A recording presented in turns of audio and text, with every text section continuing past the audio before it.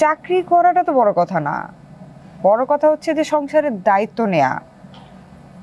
যারা চাকরি বাকরি করে না তারা কি তাদের সংসার চালায় না? তুমি তুমি কেন বুঝো না?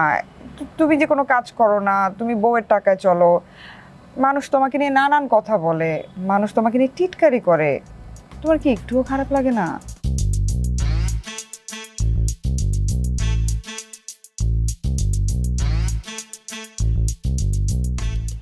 এই নাও কফি। তুমি কফি বানাইছো, আমারে বললেই পারতা, আমি বানাইতাম। না, মনে হলো অনেক দিন একসাথে কফি খাই না, তাই বানালাম। হ, খাও। তুমি না ঘুমাইছিলা?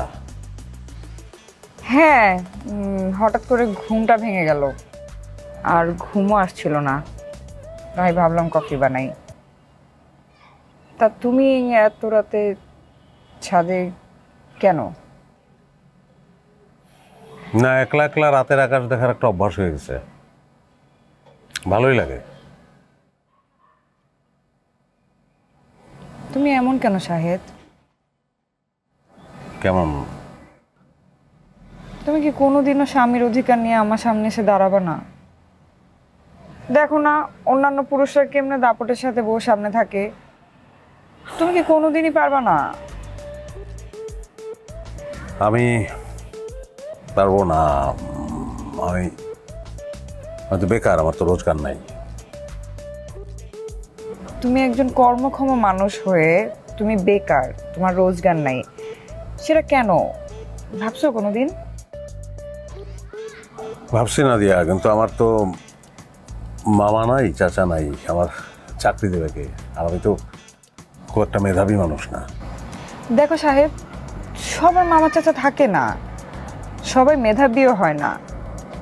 এই পৃথিবীতে অনেক মানুষ আছে, সবাই কি চাকরি করে? চাকরি করাটা তো বড় কথা না, বড় কথা হচ্ছে যে সংসারের দায়িত্ব নেয়া। যারা চাকরি বাকরি করে না তারা কি তাদের সংসার চালায় না? তুমি তুমি কেন বুঝো না? তুমি যে কোনো কাজ করো না, তুমি বউয়ের টাকায় চলো, মানুষ তোমাকে নিয়ে নানান কথা বলে, মানুষ তোমাকে নিয়ে টিটকারি করে, তোমার কি একটুও খারাপ লাগে না? লাগে না দিয়া, খারাপ লাগে, মাঝে মাঝে মনে হয় সবকিছু ছেড়ে ছেড়ে দিয়ে চলে যাই কোনোদিন। শোনো সাহেব, জীবনে সমস্যা তো থাকবেই, সমস্যাকে এড়িয়ে যাওয়া তো কোনো সলিউশন না। তুমি তো সমস্যা থেকে পালায় বাঁচতে পারবা না, তোমাকে তো সমস্যাটা ফেস করে সেটা সলিউশন বাইর করতে হবে, তাহলেই না তুমি জীবনে কিছু একটা করতে পারবা। হ্যাঁ, কিন্তু না দিয়ে আমার আমার না ভিতরে একটা ভয় ঢুকে গেছে যে আমি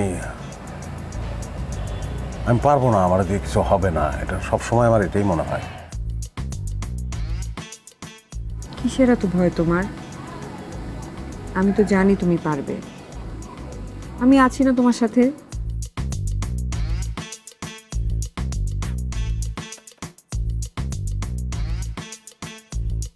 কি ভাবছো? নাদিয়া, আমার না কেন জানি মনে হইতেছে পারবো।